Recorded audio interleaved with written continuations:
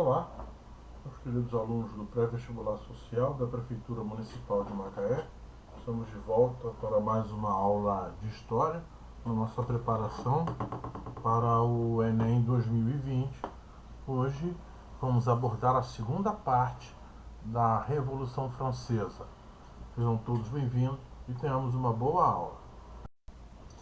Na primeira parte que nós abordamos a Revolução Francesa, nós vimos que houve um momento daquela convulsão revolucionária em que o rei, inclusive, vai ser submetido aos ditames revolucionários porque a burguesia se impõe no que se chamou de Assembleia Constituinte. Essa Assembleia Constituinte vai gerar uma Constituição, e essa Constituição vai determinar que o sistema de governo seja uma monarquia constitucional, como o slide acima à esquerda mostra pra gente. O Luís XVI aceita essa Constituição, mas ele aceita por uma questão de sobrevivência, uma questão de ganhar tempo para que receba apoio dos países europeus absolutistas que são contrários à Revolução na França. E aí ele é pego tentando fugir com a sua família para a Áustria. A esposa dele é filha do rei austríaco. Ele é preso então e é obrigado a jurar essa Constituição.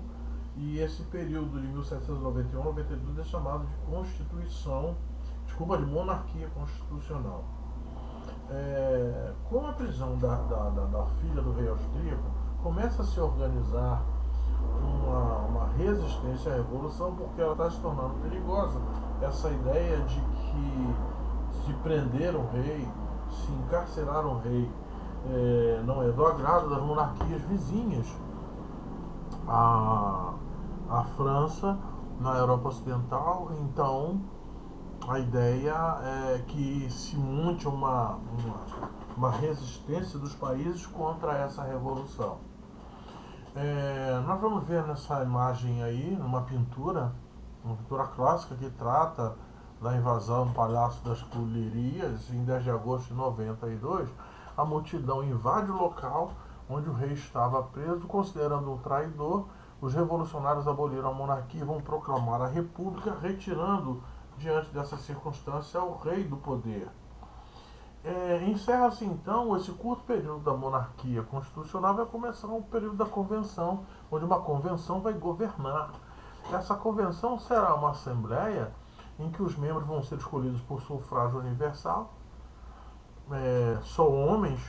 E aí nós temos uma questão na Revolução Francesa que seria uma questão de retrocesso diante dos princípios iluministas que ela se baseia, que não há uma participação maciça da sociedade. O sufrágio não é universal. E os grupos vão se dividir nessa convenção entre os girondinos, jacobinos, a planície ou pântano. Os girondinos sentam à direita, o que vai caracterizar o surgimento da direita como aquela que vai apoiar os ditames das classes dominantes. Os jacobinos são à esquerda, são os mais radicais. Eles vão defender, inclusive, o interesse das minorias, que é a pequena burguesia, e os sans-culottes. Sans-culottes são os trabalhadores urbanos. E a planície ou pântano é uma posição política indefinida.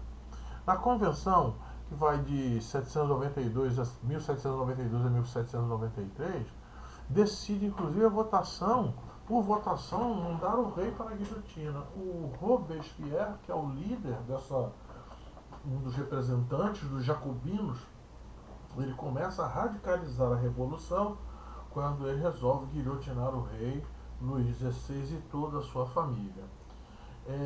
E aí agora não tem jeito, os vizinhos vão montar o que se chama de primeira coligação contra a França. Os países europeus, a Áustria, a Prússia, principalmente a Áustria, que a filha do rei austríaco foi guilhotinada junto com o marido.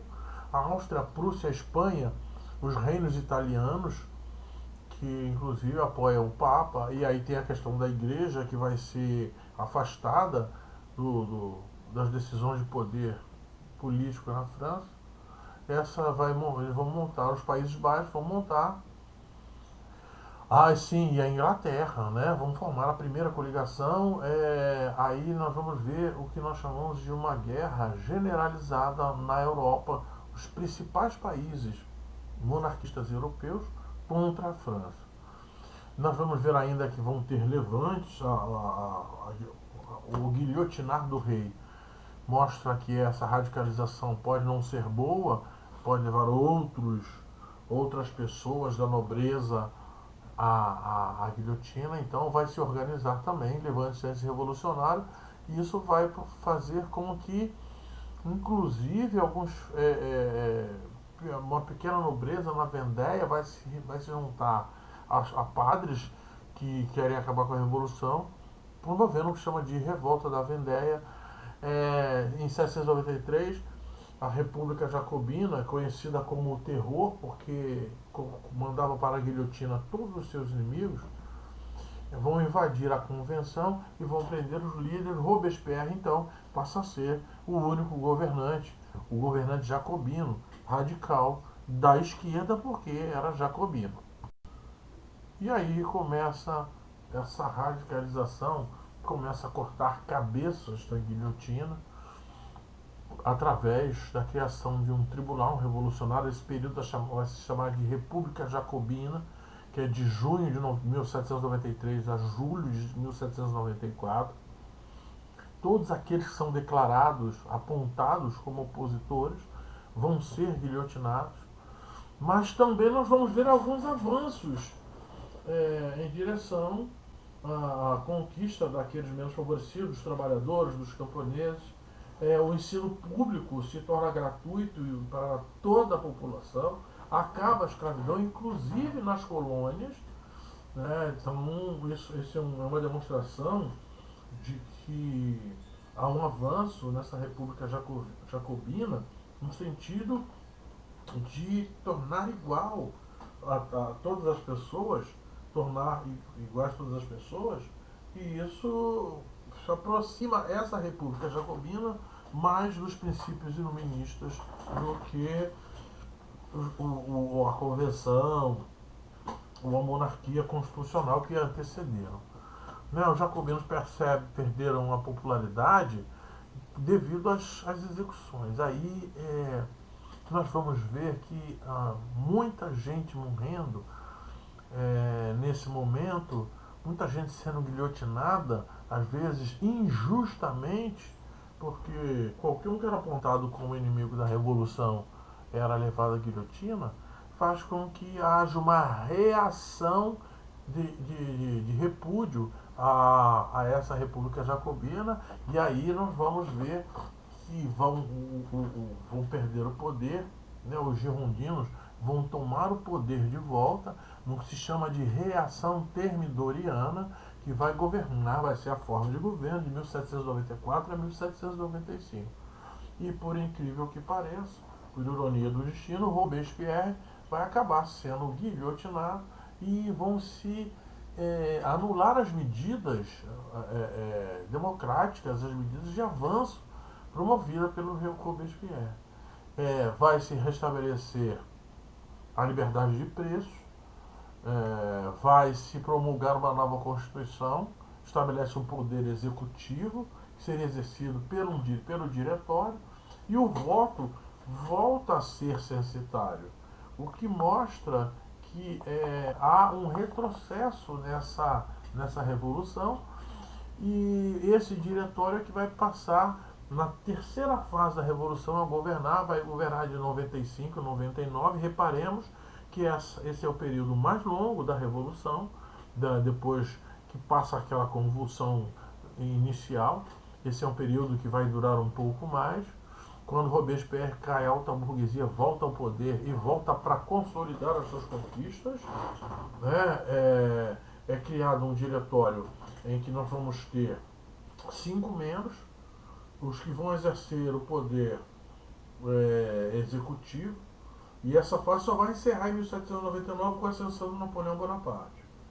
Então a crise econômica vai se agravar, a corrupção desses 5 membros que estão governando começa a aparecer de forma muito acentuada, as medidas são todas direcionadas a favorecer a alta burguesia, as leis, as decisões, as medidas dos governantes, e aí começa esse diretório a enfraquecer.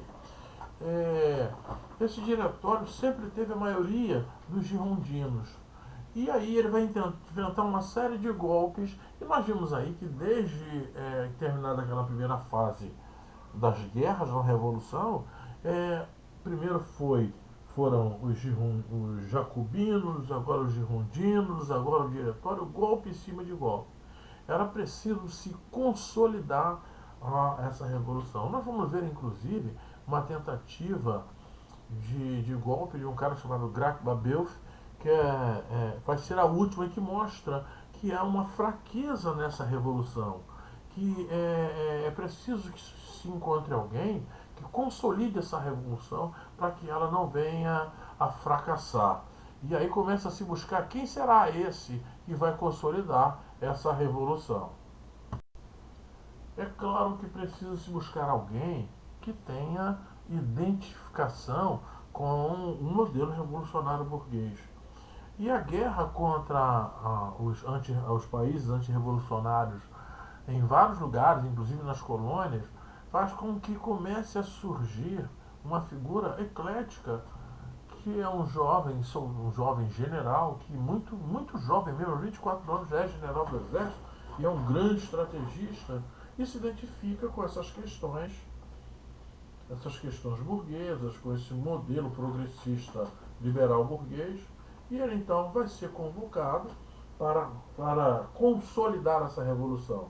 Ele tem a respeitabilidade do exército, tem a respeitabilidade da burguesia e da sociedade por ser um herói de guerra. Então, no mês brumário, no dia 18 do mês brumário, brumário, por que mês brumário? Porque a revolução se identificou como tão importante que mudou o calendário. Os meses de janeiro, fevereiro, março, abril, maio, junho, julho e os demais meses não passaram mais assim a ser denominados. Passaram a ser denominados conforme as mudanças climáticas. Brumário, ventoso, pluvioso, nevoso, que seriam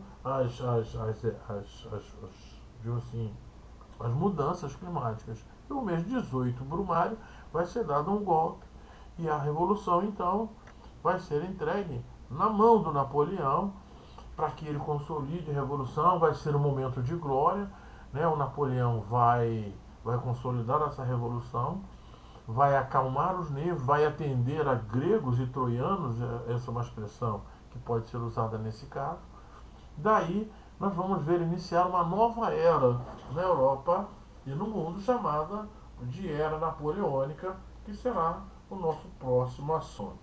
Nos vemos então na próxima aula, será Era Napoleônica e o Congresso de Viena.